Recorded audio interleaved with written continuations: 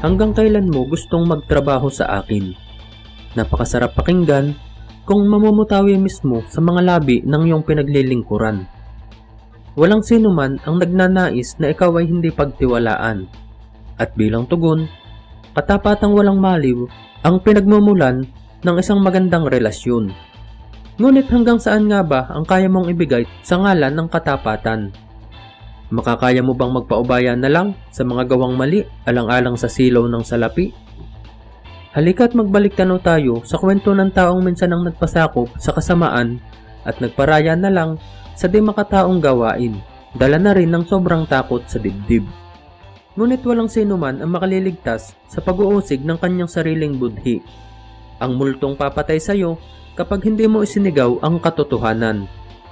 Ang kwento ni Demetrio Rabilo at ang karumaldumal na sinapit ni Elsa Santos Castillo o yung tinaguriang The Chop Chop Lady.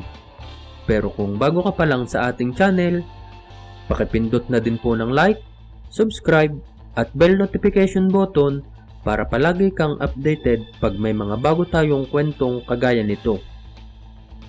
Si Elsa Santos Castillo ay mas nakilala rin sa pangalang Elsie. Siya ay isinilang noong ika-31 ng Enero taong 1960 at naninirahan sa Blumentritt sa Maynila. Siya ay bunso sa 3 magkakapatid. Masayahing bata at punong-puno ng mga pangarap ang buhay nitong si Elsa kung ilarawan ng kanyang mga kamag-anak. Simple lang ang kanyang pangarap sa buhay, ang magkaroon ng tahimik at maayos na pamilya. Seryoso siya kapag pumapasok sa isang relasyon. Minsan na siyang nagkaroon ng kinakasama sa loob ng higit 5 taon. Ngunit sa huli, dinurog lang nito ang puso ng magandang dalaga.